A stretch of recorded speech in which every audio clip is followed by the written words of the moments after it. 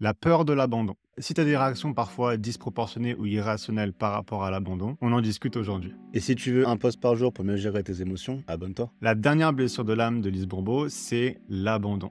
Donc l'une des premières causes de cette blessure, c'est en général une figure parentale absente ou pas assez présente, mais c'est pas la seule. Et cette blessure de l'âme, elle se manifeste par des réactions émotionnelles irrationnelles ou disproportionnées à des événements où tu te sens abandonné. Donc ça peut être car tu n'es pas invité quelque part, qu'on ne vienne pas à ton événement, quand on ne répond pas ou qu'on met trop de temps à répondre à tes messages, mais ça peut aller plus loin comme se sentir exclu car on ne t'a pas partagé une info. Et bien évidemment, c'est aussi lié à la séparation géographique des personnes qui te sont chères. Donc si tu te reconnais dans tout ça, il faut que tu comprennes l'avantage de cette blessure, qui est qu'elle ne survient qu'avec les gens très proches de toi. Donc ça te met dans une position où tu devrais pouvoir leur en parler et vraiment communiquer là-dessus. Ma copine à moi a cette blessure-là, et honnêtement, c'est quelque chose sur lequel on a vraiment bien avancé en pas trop de temps. En fait, elle a fait des progrès de dingue juste en communiquant et en conscientisant les réactions émotionnelles qu'elle a pour me permettre à moi de comprendre et d'ajuster parfois mon comportement. Mais le gros du travail, c'était le sien, bien évidemment, pour comprendre un peu ces mécanismes-là, conscientiser le fait que cette réaction émotionnelle vient de cette blessure de l'âme qu'elle a, pour petit à petit la soigner.